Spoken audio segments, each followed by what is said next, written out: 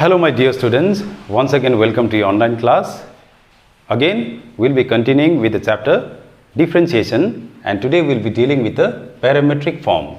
Okay, so this parametric form, in the exercise 8I we get the questions all which of are the form of the parametric, or we can call it a parametric form. So I have taken one question which tells us to find dy by dx provided that x equals to ct and the y is equals to c divided by t. So how to solve this kind of equation is, so we consider the first equation. Now since I have x is equals to ct, so I'll differentiate this equation with respect to t on both the sides. So I have dx divided by dt will be equals to d by dx into ct. Okay, so this will give me dx divided by dt will be equals to, c is a constant, come outside the derivative sign, into d by dx of t. Okay, so therefore I have derivative of t is equals to 1, so therefore I get dx by dt is equals to c. So let this be equation 1. So now again taking the second equation, so we have y is equals to c by t. So now what do? I differentiate this again with respect to t. Okay, so differentiating with respect to t on both the sides, I'll have dy by dt will be equals to d by dt of c divided by t. dy by dt equals to, now c is a constant, comes out of the derivative sign, and I can write d by dt of t to the power minus 1. Why minus 1? Since t was in the denominator, so I take it in the numerator, so the power gets negative there. So this implies that dy by dt will be equals to c. Now the derivative of t to the power minus 1 will be minus 1 into t to the power minus 1 minus 1. So therefore I have dy by dt equals to minus c divided by t square. Let this be equation 2. So now to find the value of dy by dx, what do? I divide equation 2 by 1.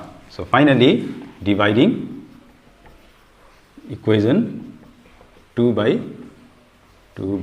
1. So equation 2 is dy by dt divided by dx by dt will be equals to minus c divided by t square divided by c, or simply this will be dy by dt into dt by dx will be equals to minus c divided by t square into 1 by c. So c, this is square, c and square get cancels, and dt you can assume like it cancels, and then finally I have dy by dx will be equals to minus c divided by t square, which is the solution of the given question.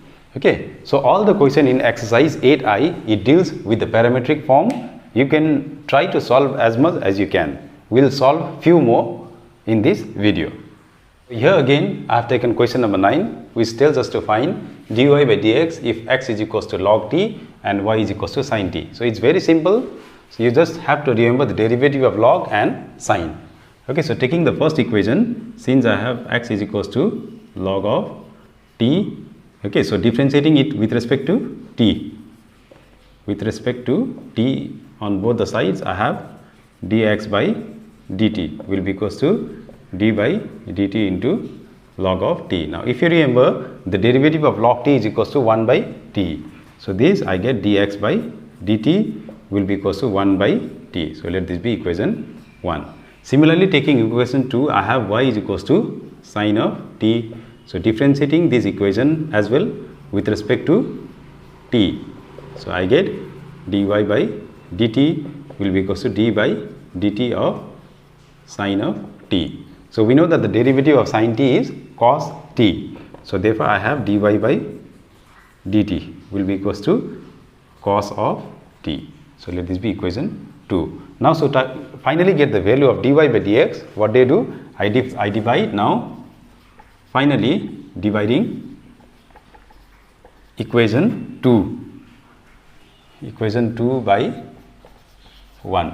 So what do you get? I get dy by dt divided by dx by dt will be equals to, it will be simply cos t divided by t. So therefore, so dt and dt cancel, dy by dx will be equals to cos of t divided by t. So which is the required solution. Okay, so I have solved 2 questions and there are at least 10 more questions in this exercise. Please try to solve as much as you can. So here we have the next part of the derivative, in which we will learn how to differentiate one function with respect to another. So the exercise 8J of your textbook deals with such kind of questions. So we'll begin with the question number 1 and how to find the differentiation of one function with respect to another. So here in this question you are asked to differentiate x square with respect to y cube. So how would you start this? So simply we'll start with let y equals to x square.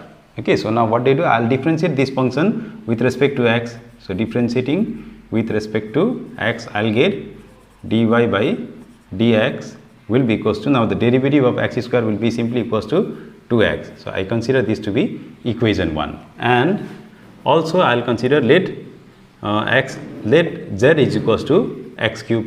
So again differentiating with respect to x, we will get dz by dx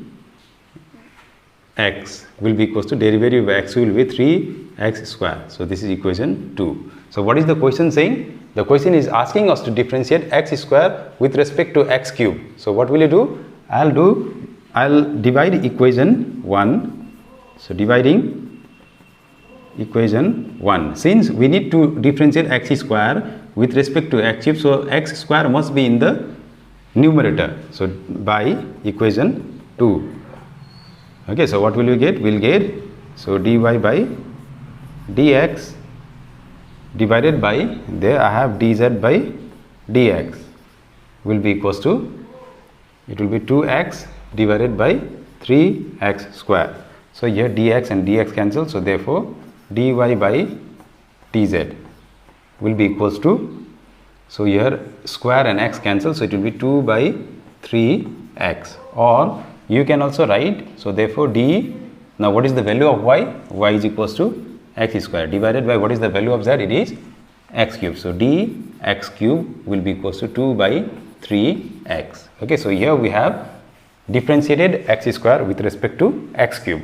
So such kind of questions are known, comes under the category of differentiation of one function with respect to another. So another important type of differentiation is known as logarithmic differentiation.